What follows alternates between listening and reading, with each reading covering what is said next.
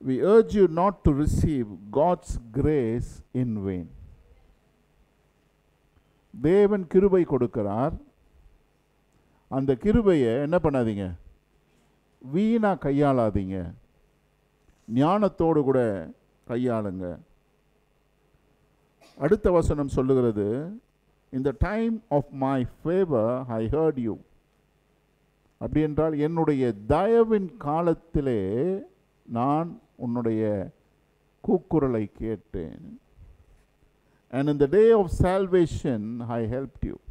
ரட்சண்ய நாளிலே நான் உனக்கு உதவி செய்தேன்.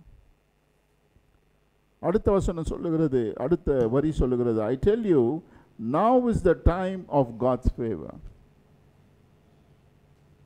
தயவின் காலம் இதுவே, ரட்சண்ய காலமும் இதுவே. இதுதான் டைம்.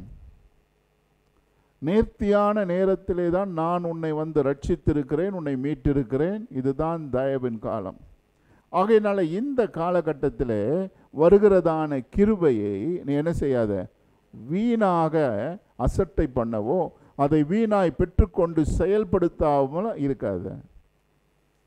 ஏன்னா கிருபை நேர்த்தியான நேரத்திற்கு வருகிறது. இந்த காலகட்டத்திற்கு தேவையான கிருபையை தேவன் கொடுக்கிறார். அப்படின்னு அவர் சொல்கிறார், ஊழியக்காரனா, தேவனுடைய உடன் ஊழியனா, நான் உங்களுக்கு சொல்லுகிறேன், தேவனோடு கூட இணைந்து தேவனுடைய சார்பிலே நான் சொல்லுகிறேன், கிருபை என்ன செய்யாதீங்க, வீணாக்கிடாதீங்க. ஏன்னா இதுதான் டைம். இன்னைக்கு தேவையில்லை கிருபை, நாளைக்கு வரட்டும் அப்படின்னு நீங்கள் நினைக்கிறதுக்கு இதுதான் நேரம். அதனால் நீங்கள் என்ன செய்ய முடியாது, அப்படி நினைக்க முடியாது. அப்படி கிருபையை பெற்றுக்கொள்ளுகிற நீங்கள் என்ன செய்ய வேண்டும், எப்படி அதை பாவிக்க வேண்டும், எப்படி அதை செயல்படுத்த வேண்டும், எப்படி அதை கொண்டு போக வேண்டும்? வேதம் சொல்லுகிறது, ரட்சணிய நாள் இதுவே, அனுகிரக காலம் இதுவே, தேவன் கிருபையாய் இருக்கிறதான நேரம் இதுவே. ஆகையினால இந்த கிருபையை நீ பெற்றுக்கொள்ளும் பொழுது, இந்த ரட்சிப்பை பெற்றுக்கொள்ளும் பொழுது நீ என்ன பண்ண, அதற்கேற்ற மாதிரி இதை செயல்படுத்து. ஆமென். எப்படி செயல்படுத்த வேண்டும்? அதே அதிகாரத்திலே அவர் சில ஆலோசனைகளை சொல்லுகிறதை நாம் பார்க்கலாம். 14ஆம் வசனத்தை வாசிப்போம். 14. அந்நிய நுகத்திலே அவ்விசுவாசிகளுடன் பிணைக்கப்படாதிருப்பீர்களாக. நீதிக்கும் அநீதிக்கும் சம்பந்தம் ஏது? ஒளிக்கும் இருளுக்கும் ஐக்கியம் ஏது? ஆமென். அவர் சொல்லிட்டு சொல்றாரு, கிருபையை அசட்ட பண்ணாத, வருகிறதான கிருபையை கவனமாக பயன்படுத்து, அதை வீணாக செயல்படுத்தாத, இல்லை அதற்கு சாக்கு போக்கு சொல்லி நிலைப்படுத்தாத.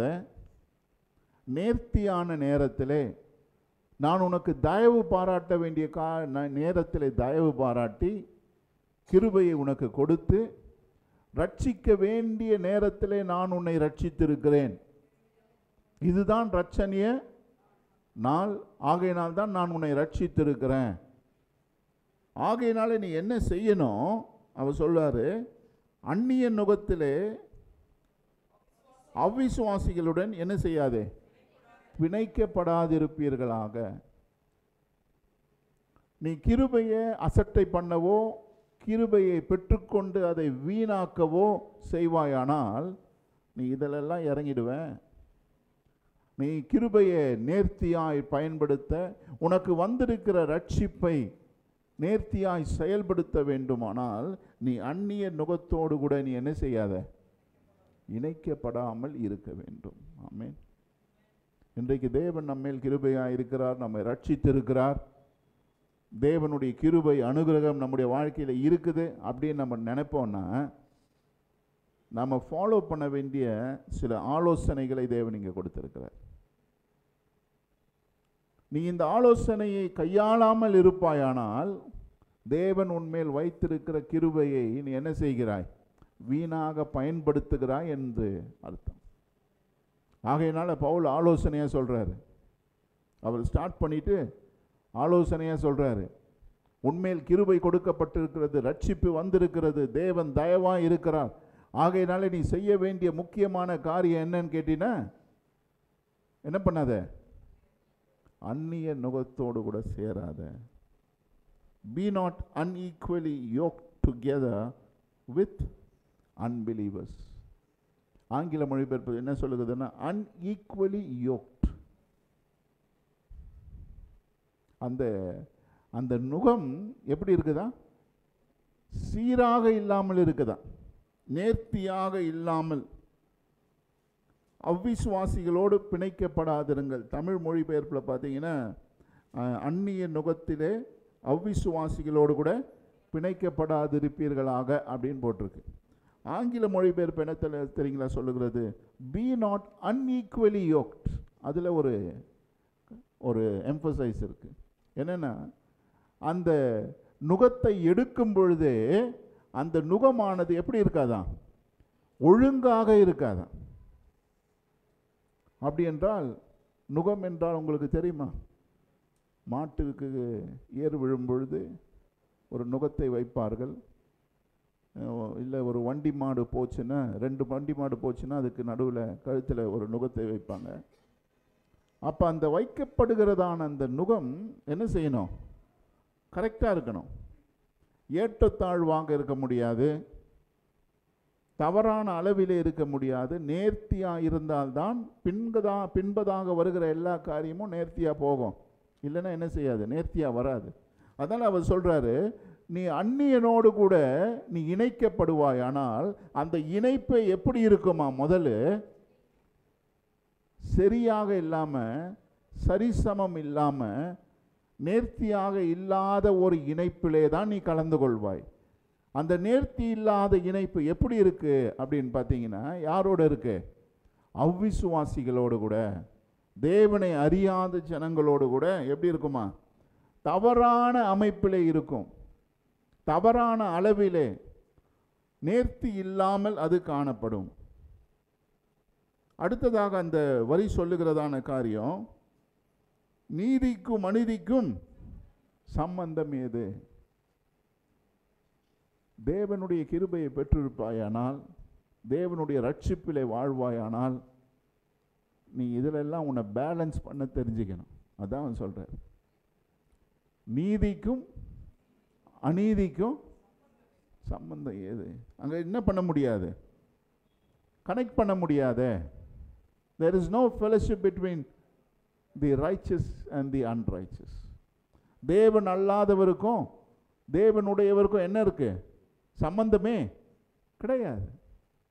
இன்னைக்கு நம்முடைய வாழ்க்கையில் நம்முடைய சம்பந்தம், நம்முடைய கனெக்ஷன்ஸ், நம்முடைய ஃபெலோஷிப், ஆங்கில மொழிபெயர்ப்பு சொல்லுகிறது ஃபெலோஷிப், நம்முடைய ஐக்கியம், நம்முடைய பார்ட்னர்ஷிப், அடுத்ததாக சொல்லுகிறது நம்முடைய கம்யூனியன். அந்த 3 காரியமும் உறவினுடைய பல கட்டங்களை போதிக்கிறது. எப்படி நீ கனெக்ட் பண்ற, எப்படி நீ ஃபெலோஷிப் பண்ற, எப்படி நீ கம்யூன் பண்ற, நீ ஒருவரோடு கூட எப்படி பேசுகிறாய், எப்படி கலந்து அவர்களோடு கூட செயல்படுகிறாய். ஒளிக்கும் இருளுக்கும் ஐக்கியம் ஏது?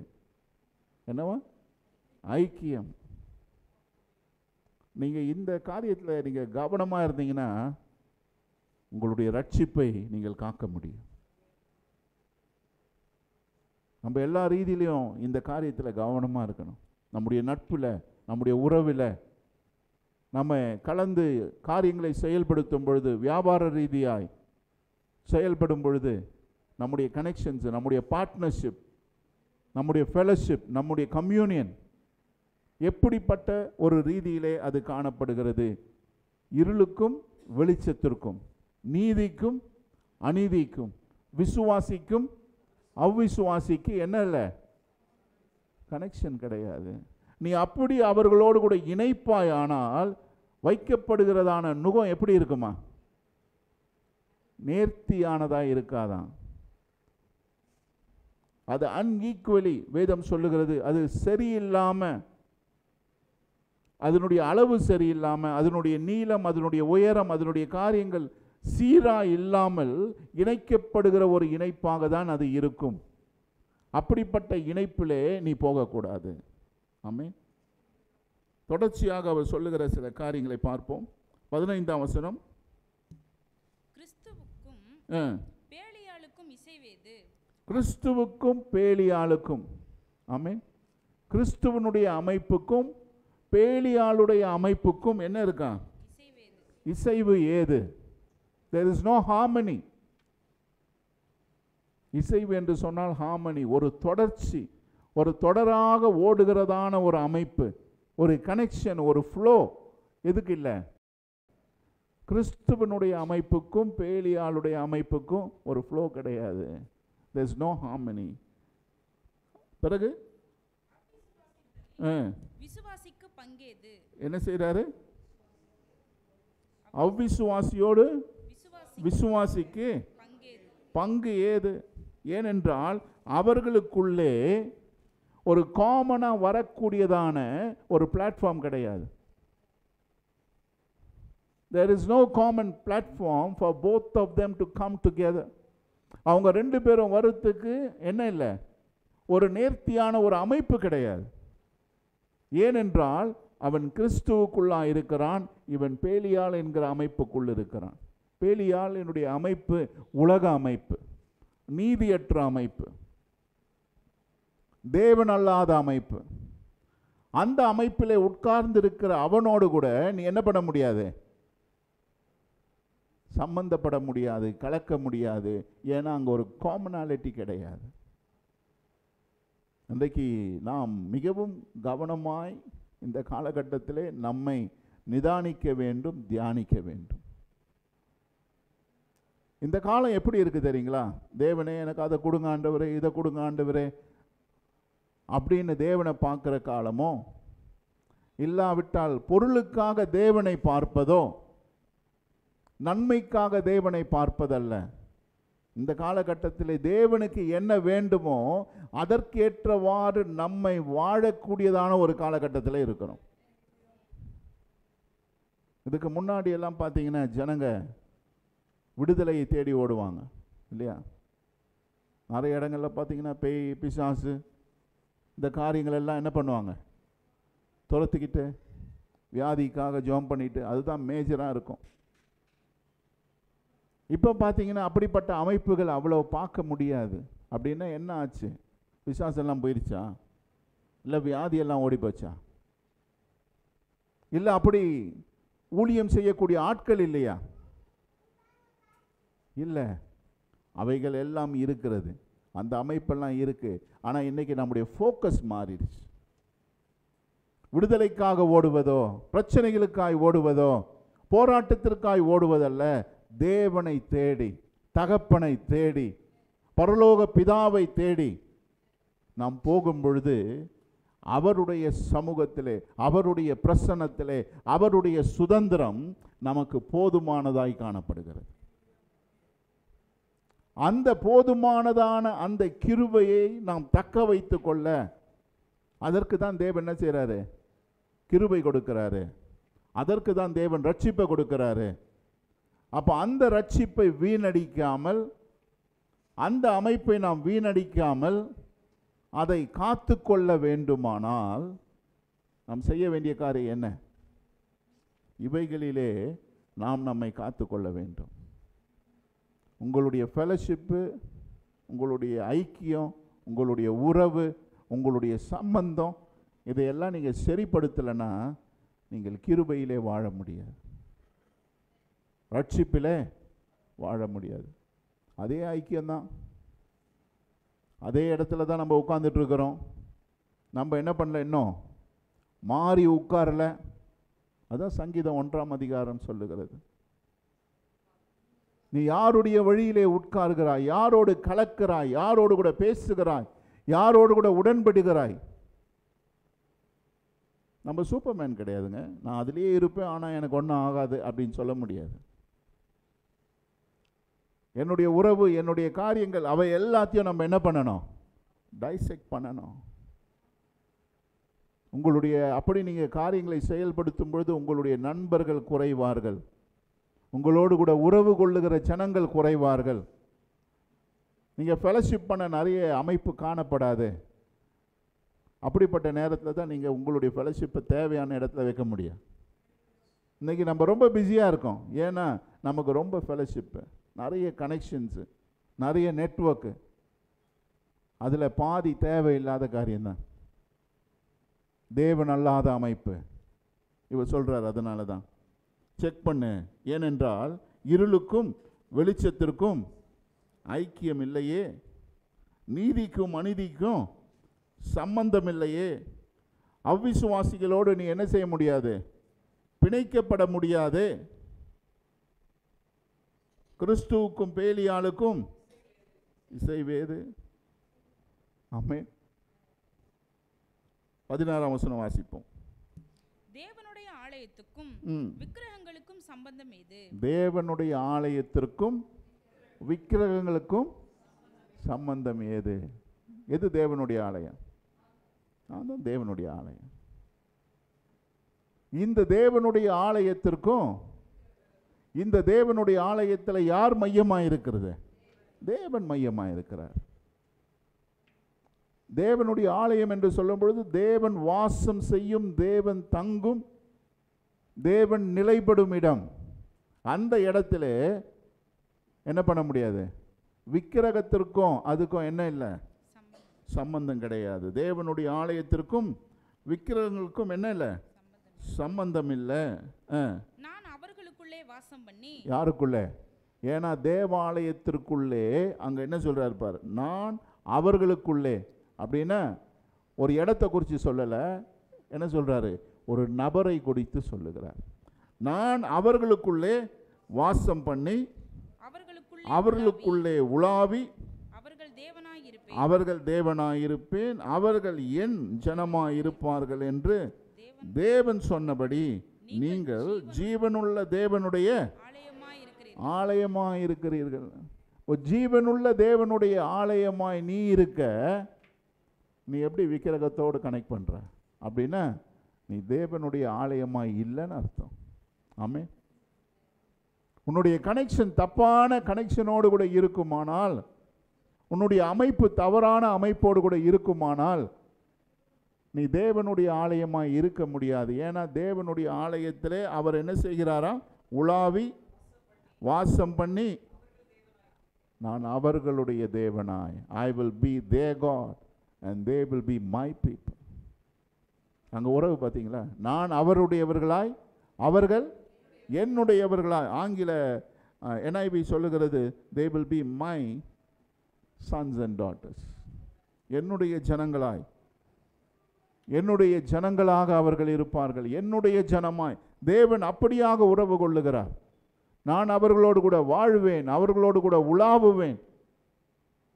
நீ தேவனோட வாழ்ந்து தேவனோட உலாவி, முன்னாடி சொல்லப்பட்ட ஐக்கியத்திற்கும் இங்கே சொல்லப்படுகிறதான காரியத்துக்கும் ஐக்கியம் பார்க்கலாம். நீங்கள் முன்னாடி சொல்லப்படுகிற காரியம் தேவன் அல்லாத அமைப்புகளோடு கூட இருக்கிறதான ஐக்கியம்.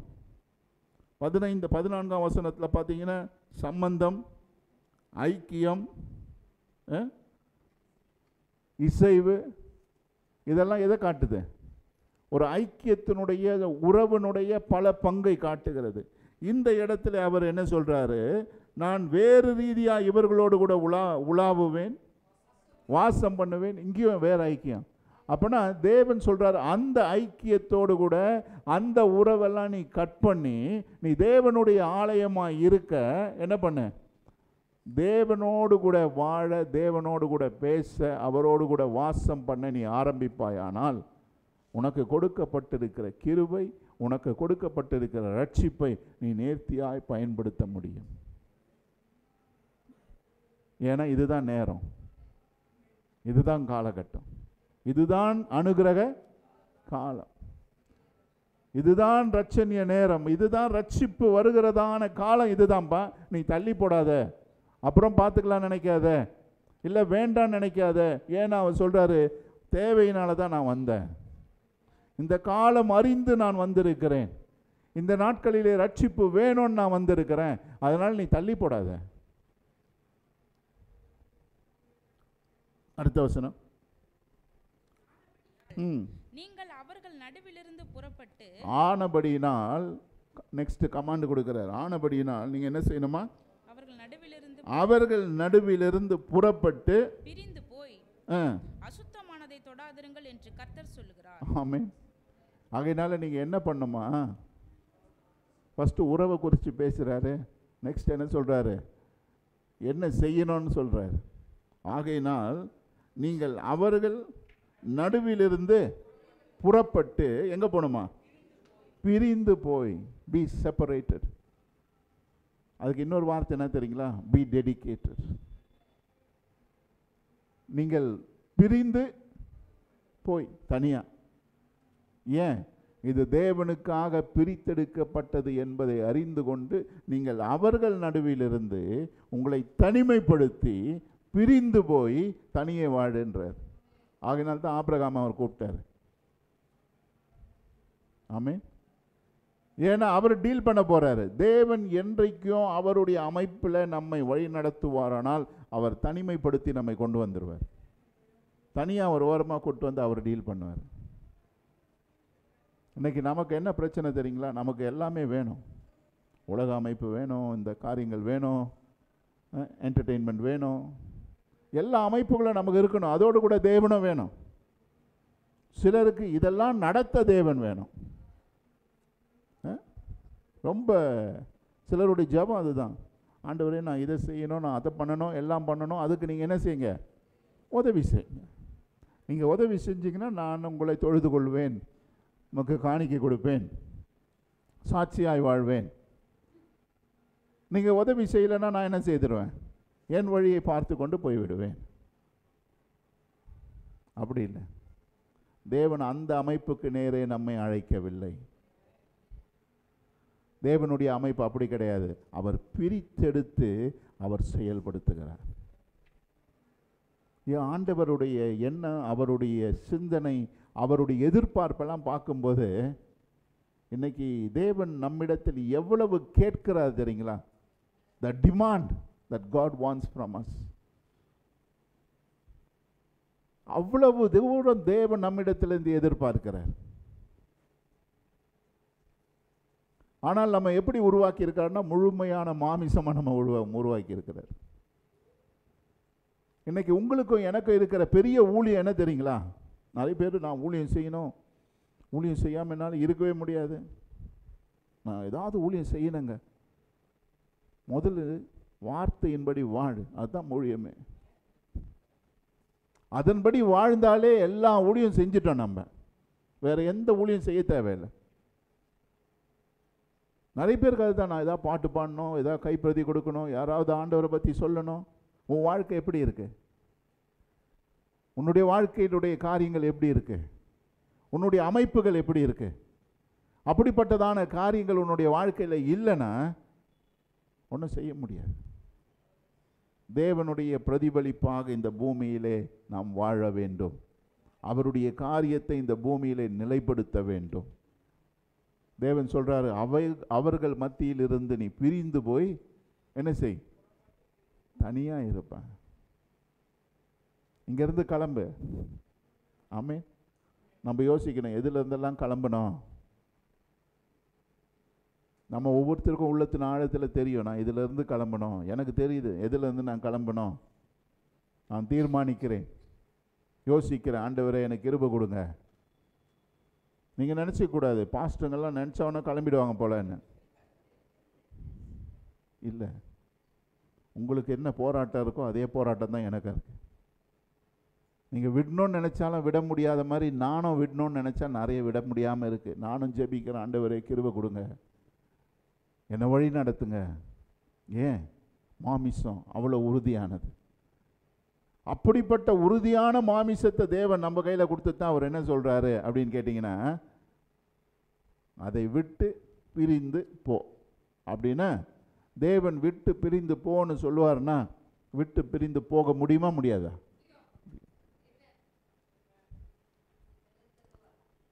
இன்றைக்கு முடியாதுங்க ஐயா அப்படின்னு கேட்டிங்கன்னா அவர் சொல்லுவார், இயேசு கிறிஸ்துவை காண்பிப்பார்.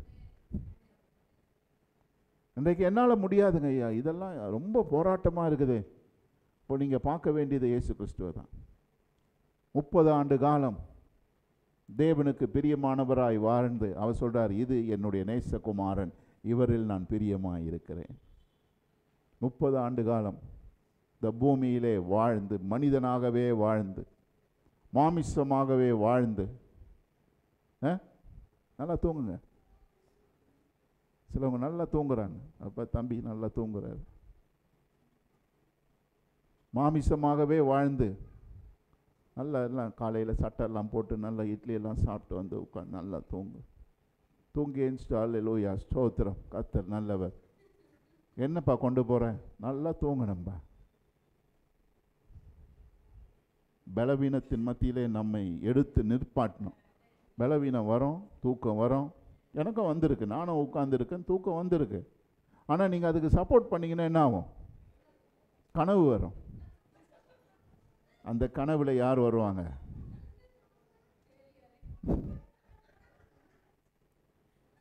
கவனமாக இருக்க வேண்டும். தேவன் நம்மோடு கூட இடைப்படுகிற நேரம். தேவன் நம்மோடு கூட கனெக்ட் பண்ணுறார், நம்மோடு கூட பேசுகிறார். சத்தியத்தை அறிவீர்கள், சத்தியம் உங்களை விடுதலையாக்கும். விசுவாசம் எப்படி பிறக்குமா? கேள்வியினால. கேட்கணும். கேட்கும்போது தூக்கம் வந்துருச்சுன்னா பிசாசு வரான்னு அர்த்தம்.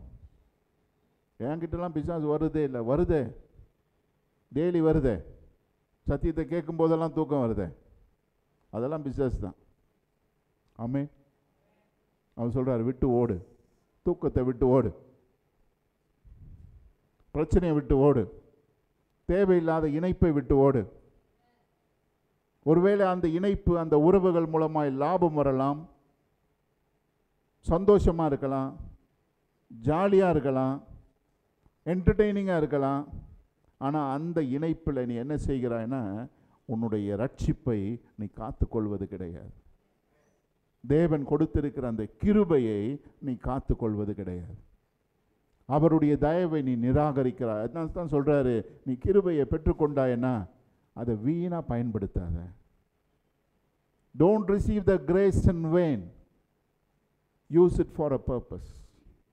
கிருபையை பெற்றுக்கொண்டு அதை நேர்த்தியாய் பயன்படுத்து. அதை நேர்த்தியாய் பயன்படுத்த வேண்டுமானால் அவரோடு கூட உறவாடி, அவரோடு உலாவி, அவரோடு பேசி, அவர் தங்குகிற தேவனுடைய ஆலயமாய். ஆமென். தேவன் தங்குகிற தேவனுடைய ஆலயமாய். இயேசு கிறிஸ்து எல்லாம் உங்கள் வீட்டுக்கு, எல்லாரும் வீட்டுக்கும் 1 மாதம் வந்துட்டாருன்னு வச்சுருங்க வெக்கேஷனுக்கு. அவர் இடத்த ஷிஃப்ட் பண்ணி நேராக உங்கள் வீட்டுக்கு வந்துடுறாரு. 1 மாதம் வெக்கேஷன். உங்கள் வீட்டிலேருந்து என்னென்ன துரத்துவீங்க? உங்கள் வழியெல்லாம் எப்படி மாற்றிப்பீங்க?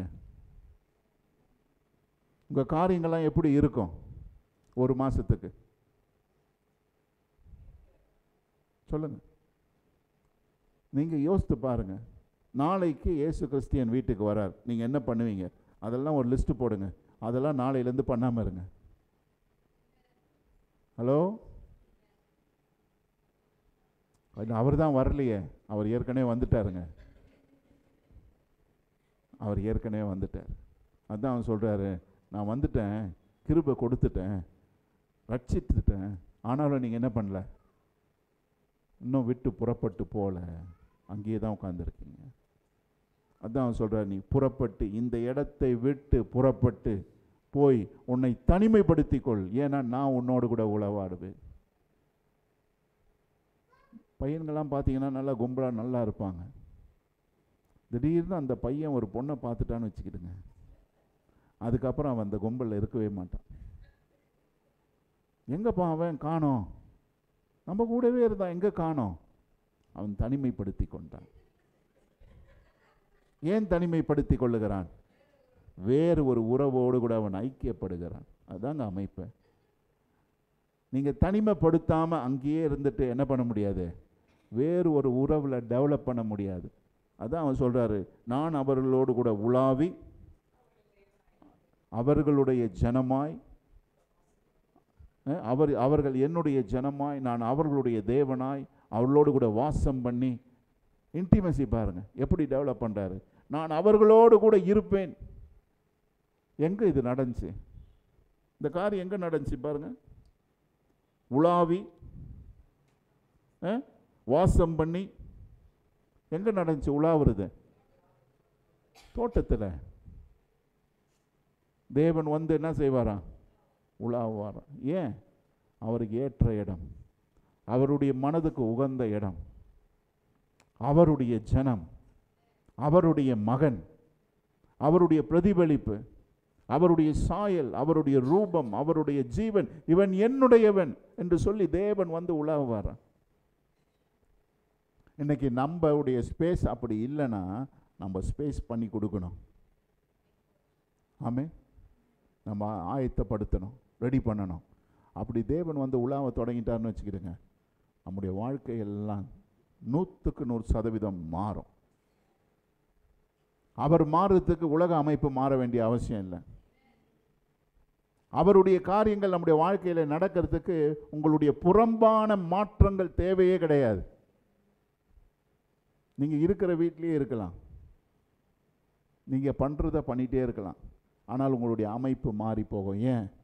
நான் தேவனோடு கூட வாசம் பண்ண ஆரம்பித்து விட்டேன். ஆமென். 18ஆம் வசனம் வாசிங்க. அப்பொழுது நான் உங்களை ஏற்றுக்கொண்டு. அப்பொழுது, எப்பொழுது? அப்பொழுது நீ உன் இடத்தை காலி பண்ணி, நீங்கள் அவர்கள் நடுவில் இருந்து புறப்பட்டு பிரிந்து போய் அசுத்தமானதை தொடாதிருங்கள் என்று கர்த்தர் சொல்லுகிறார். நீ அப்படி நீ செய்வாயானால், இந்த அப்பொழுதெல்லாம் நம்ம படிக்கவே மாட்டோம். கேலண்டரில் பார்த்தீங்கன்னா அப்பொழுதும் எடுத்துருவாங்க, இப்பொழுதும் எடுத்துருவாங்க. என்ன தான் போடுவாங்க? நான் உங்களை ஏற்றுக்கொண்டு உங்களுக்கு பிதாவாய் இருப்பேன், நீங்கள் எனக்கு குமாரரும் குமாரத்திகராய் இருப்பீர்கள் என்று சர்வ வல்லமை உள்ள தேவன். அப்பொழுதெல்லாம் கிடையாது. இவ்வளோதான், வாக்கு தத்தத்தை பிடிச்சிக்கோ. ஆனால் அவர் சொல்கிறாரு அப்பொழுது, தென் I will be your father and you will be my son and daughter. அப்பொழுது நீங்கள் மாறவே இல்லைன்னா நடக்கவே நடக்காது. ஆமென். அப்படி நாம் செய்வோமானால் தான் தேவனுடைய பரிபூரணத்தை, தேவனுடைய பரிபூரணத்தை நாம் என்ன செய்ய முடியும்? பார்க்க முடியும். 7ஆம் அதிகாரம் 1ஆம் வசனம் வாசிக்குமா? இப்படிப்பட்ட வாக்குத்தத்தங்கள் நமக்கு உண்டாயிருக்கிறபடியினால். எப்படியா? சொல்லப்பட்டதான இப்படிப்பட்ட வாக்குத்தத்தங்கள் நமக்கு இருப்பதனால், பிரியமானவர்களே, மாம்சத்திலும் ஆவியிலும் உண்டான எல்லா அசுசியும் நீங்க நம்மை சுத்திகரித்துக் கொண்டு, ஆமென், பரிசுத்தமாக்குதலை தேவ பயத்தோட பூரணப்படுத்த கடவோம். ஆமென். என்ன செய்யணுமா? இப்படிப்பட்ட வாக்குத்தத்தங்களை, தேவன் இப்படிப்பட்ட வாக்குத்தத்தங்களை அடுக்கி ஒன்று பின்னாடி அவர் அடுக்கி வைத்திருக்க நாம் என்ன செய்ய வேண்டுமா? மாமிசத்திலும் ஆவியிலும் உண்டான எல்லா அசுசியும் நீங்க நம்மை சுத்திகரித்து கொண்டு பரிசுத்தமாகுதலை என்ன செய்யுமா?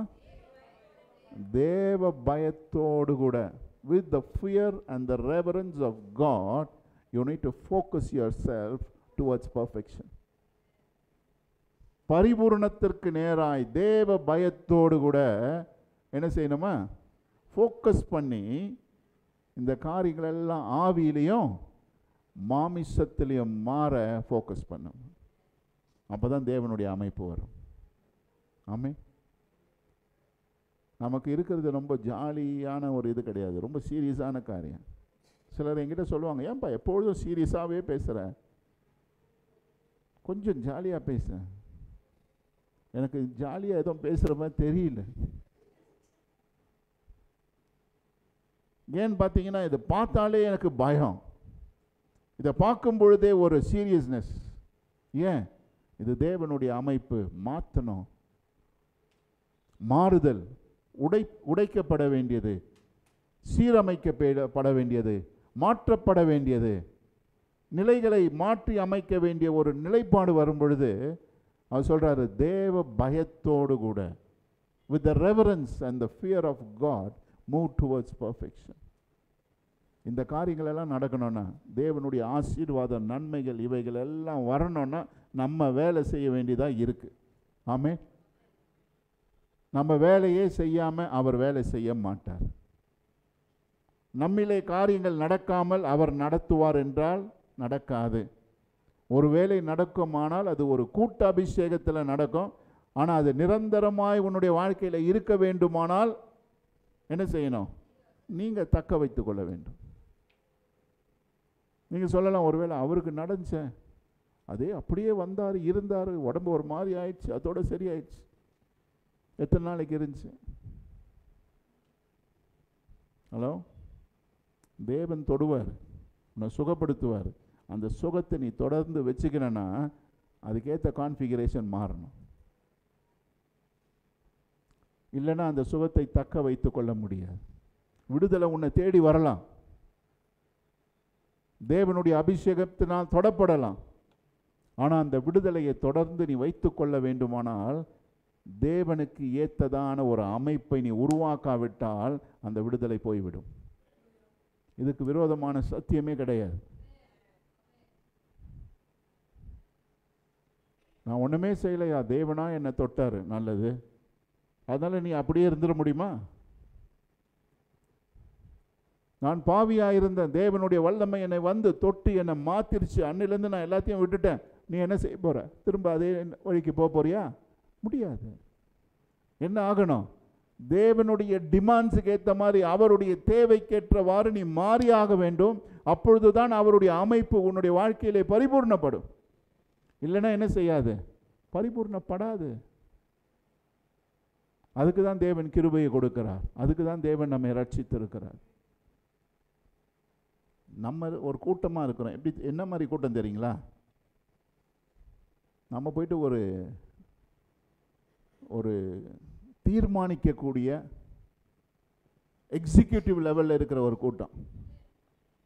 நம்ம எல்லாம் கும்பலில் போகிற கூட்டம் கிடையாது. அந்த கும்பல் எங்கே போனோன்னு தீர்மானிக்கிற கூட்டம். ஆமே, ஒரு மேல் தளத்தில் இருக்கிற கூட்டம். தேவன் நம்ம மோல்ட் பண்ணுறார். அதனால தான் உலகத்தின் அமைப்பை தீர்மானிக்க சொல்ல தேவன் உன்னை ஆயத்தப்படுத்துகிறார். நீ அப்படியே கும்பலில் போகிற கூட்டம் கிடையாது. அதனால தான் நம்ம மேலே இவ்வளவான என்ன இருக்குது, ப்ரெஷரு, இவ்வளவான காரியங்கள் தேவன் நம்ம மேல் வைக்கிறார். ஏன்? நம்மை உருவாக்க. நீங்கள் சொல்ல ஆகும், நீங்கள் கட்டளையிட அது நிற்கும். தேவன் அப்படிப்பட்ட அமைப்பை நம்முடைய வாழ்க்கையில் கொண்டு வரார். ஆகையினால அவர் சொல்கிறார், இந்த வசனத்தை பாருங்கள், ரொம்ப ஜாக்கிரதையாக எல்லாரும் சேர்ந்து படிப்போம். இப்படிப்பட்ட வாக்குத்தத்தங்கள் நமக்கு உண்டாயிருக்கிறபடினால் பிரியமானவர்களே, மாமிசத்திலும் ஆவியிலும் எல்லா அசுசியும் நீங்க நம்மை சுத்திகரித்து கொண்டு பரிசுத்தமாகுதலை தேவ பயத்தோடு பூரணப்படுத்த கடவோம். ஆமென். பரிசுத்தமாகுதலை தேவ பயத்தோடு கூட பூரணப்படுத்த கடவோம். இந்த பரிசுத்தம் எப்படி வரணுமா? தேவ பயத்தோடு வரணும். அந்த பரிசுத்தம் பூரணத்துக்கு நேராய் கொண்டு செல்ல வேண்டும். அப்போ தான் நாம் ஏற்ற ஒரு அமைப்பாக கிறிஸ்துவோடு கூட இணைக்கப்பட, பிதாவானவர் நம்மோடு கூட வந்து உலாவ, நம்மோடு கூட பேச நாம் ஏற்ற ஒரு பாத்திரமாக இருக்க முடியும். இந்த பரிசுத்தத்தை ஒர்க் பண்ணணும். இந்த பரிசுத்தம் மேலே வந்துடாது. நீங்கள் இந்த பரிசுத்தத்தை எப்படி வெளிரங்கமாக காட்ட முடியாது. இந்த உள்ளுக்குள்ள மறைவிடங்களில் பரிசுத்தம் எங்கே இருக்கும்? வெளியில் இருக்காதுங்க. பரிசுத்தம் மறைவிடங்களிலே, நீங்கள் பார்க்க முடியாத இடத்துல பரிசுத்தம் இருக்கணும். இன்னைக்கு நம்ம பசங்கள்லாம் வெள்ளை போட்டு வந்துட்டாங்க, பரிசுத்தம் ஆயிட்டாங்களா? மறைவிடம் எப்படி இருக்கு? எல்லாம் வெளியிலெல்லாம் ஒரு மாதிரி பண்ணி, நீட்ட முடி இருந்தால் எல்லாம் கட்ட முடியாக்கி, தாடியெல்லாம் ஷேவ் பண்ணி, மீசெல்லாம் ட்ரிம் பண்ணி எல்லாம் க்ளீனாக வந்துட்டா ஒழுங்காயிட்டான்னு அர்த்தமா? இல்லையே. உள்ள எப்படி இருக்கு? மறைவிடத்தில் எப்படி இருக்கு? யாரும் பார்க்காத நேரத்தில் நீ எப்படி இருக்கிற? இருட்டில் நீ எப்படி இருக்கிற? உன்னை தனிமைப்படுத்தும் பொழுது நீ எப்படி இருக்கிற? அதுதான் பரிசுத்தம். அந்த இடத்துல பரிசுத்தத்தை நீ காப்பாயானால் நீ எல்லா இடத்திலும் பரிசுத்தமாக இருப்பாய். அந்த பரிசுத்தம் வரலன்னு வச்சுக்கிறேங்க, நம்ம பரிசுத்தம் ஆகலைன்னு அர்த்தம். நம்முடைய தனிமையிலே, அந்தரங்கத்திலே, ஒளிப்பிடங்களிலே, இருளிலே நாம் எப்படி இருக்கிறோம்? ஆகையினால்தான் நம்மளுடைய பரிசுத்தம் வெளிரங்கத்துக்கு முக்கியம் கொடுக்க முடியாது. அந்தரங்க வாழ்க்கையிலே பரிசுத்தம். தேவன் அதை பார்க்கும்போது அவர் சொல்றார், இதுதான் என்னுடைய மகன். ஆமென். எழும்பி நிற்போம். இந்த காலை வேளையில் ஒப்பு கொடுப்போம். தேவன் விரும்புகிற அமைப்பை நாம் கொண்டு வருவோம். பரிசுத்தத்தோடு கூட அவரை தேடுவோம். பரிபூர்ணத்திற்கு நேராய் கடந்து போவோம். அவர் நம்மோடு கூட உலாவ, நாம் தேவனுடைய ஆலயமாய் இருக்க, அவர் தங்கி இருக்க, அவர் உரிமை கொள்ளுகிற அந்த உரிமை எனக்கு ரொம்ப பிடிச்சிருக்கு. எனக்கு அந்த அந்த அந்த வார்த்தைகளை கேட்கும்போது எனக்கு தேவனோடு கூட ஒரு உறவு கொள்கிற மாதிரி இருக்கும். தேவன் சொல்கிறார், நான் அவர்களுடைய தேவனாய், அவர்கள் என்னுடைய ஜனமாய். வானத்தையும் பூமியும் படைத்த சர்வ வல்லதை தேவன் சொல்லுகிறார், you are my people, you are my people. நான் நினைக்கிறேன் இதை விட மேலான தீர்க்க தரிசன வார்த்தையோ இல்லாவிட்டால் தனிமையாக ஒரு தேவதூதன் வந்து ஏதாவது ஒன்று சொல்ல வேண்டிய அவசியம் கிடையாது. அவர் சொல்றார், நான் உன்னுடைய தேவனாய், நீ என்னுடைய ஜனமாய். அதுபோதும் இந்த உலகத்தில் அந்த சர்வ வல்ல தேவன் என்னுடைய தேவனாக, தகப்பனாக, எனக்கு எல்லாவற்றுக்கும் எல்லாமாக, நான் அவருடைய ஜனமாய், மகனாய் இருப்பேனானால் அது போதுமான ஒன்று. இந்த காலகட்டத்திலே அதுக்கு என்னென்ன வேணும், அதுக்கு நேராக போனங்க. எப்படி பணம் சம்பாதிக்கலாம், எப்படி ஓடலாம், எப்படி காரியங்களை பண்ணலாம், எப்படி பெரிய ஆள் ஆகலாம், அது எல்லாம் எங்கே இருக்கணும் தெரியுங்களா? தேவனை பிரியப்படுத்துகிற ஒரு வாழ்க்கையில், தேவனை பிரியப்படுத்துகிற ஒரு அமைப்பு. ஒருவேளை உங்களுக்கு ஒரு வியாபாரம் தெரியலாம், அதில் நல்ல வருமானம், சீக்கிரமாக பணம் ஈட்டக்கூடிய வருமானமாக இருக்கலாம்.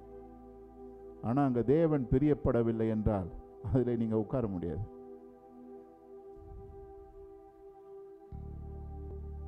ஒருவேளை நீங்கள் ஒரு வேலைக்காக போய்கொண்டிருக்கலாம், படித்து இந்த வேலைக்காக போகலான்னு. அந்த வேலையில் தேவன் பிரியப்படாவிட்டால், தேவ நாமம் மகிமைப்படாவிட்டால் நீங்கள் அங்கே போக முடியாது. உங்களோடு கூட இருக்கிற சம்பந்தம், உறவுகள், அந்த உறவுகள் மூலமாய் தேவனை பிரியப்படுத்த முடியாவிட்டால் அதற்கு முற்றுப்புள்ளிகளை கொண்டு வர வேண்டும். ஆண்டவர் சொல்றார், அதை விட்டு விலகி ஓடி உன்னை தனிமைப்படுத்திக்கோ, அப்பொழுது நீ என்னுடைய ஜனம். நீ ஓடுகிறதுனால் அவர் தெரிந்து கொள்வார். அவன் ஓடுகிறானே, தனிமையாய் ஓடுகிறானே, இவைகளெல்லாம் வேண்டாம் என்று ஓடுகிறானே, அசுத்தம் என்று சொல்லி ஓடுகிறானே, அது என்னுடைய ஜனம். இன்றைக்கு தேவன் அப்படிப்பட்ட பிரதிஷ்டை உள்ள ஜனங்களை அவர் பார்க்கிறார். ஏன் தெரியுங்களா? அவருடைய மகிமையை, அவருடைய கிருபையை, அவருடைய ரட்சிப்பை நம்மேல் வைக்கும்படியாய். இந்த உலகம் இந்த காலகட்டத்தில் அதை தாங்க எதிர்பார்க்கிறது. தேவன் நேர்த்தியான குமாரனை பார்க்கிறார். ஏன்னா நேர்த்தியான குமாரனை அவர் எடுத்து தனக்கென பயன்படுத்தும்படியாய். அந்த குமாரனுக்கு விரோதமாய் யாரும் நிற்க முடியாது. அந்த குமாரனுக்கு விரோதமாய் திட்டங்கள் தீட்ட முடியாது. அந்த குமாரனுக்கு விரோதமாய் காரியங்களை எழுப்ப முடியாது. ஏனென்றால் அந்த குமாரன் தேவனுடைய குமாரன். தேவன் அவரை அமர்த்துகிறார். தேவன் அவருக்காய் காரியங்களை செய்கிறார். அவரோடு கூட தேவன் உறவாடுவார். அவர் மூலமாய் தேவன் பேசுவார். உலகத்தின் அமைப்புகளை தேவன் அவர் மூலமாய் மாற்றுவார். இன்றைக்கு நீங்களும் நானும் அந்த அமைப்புக்கு நேரே நம்மை ஒப்பு கொடுப்போம்.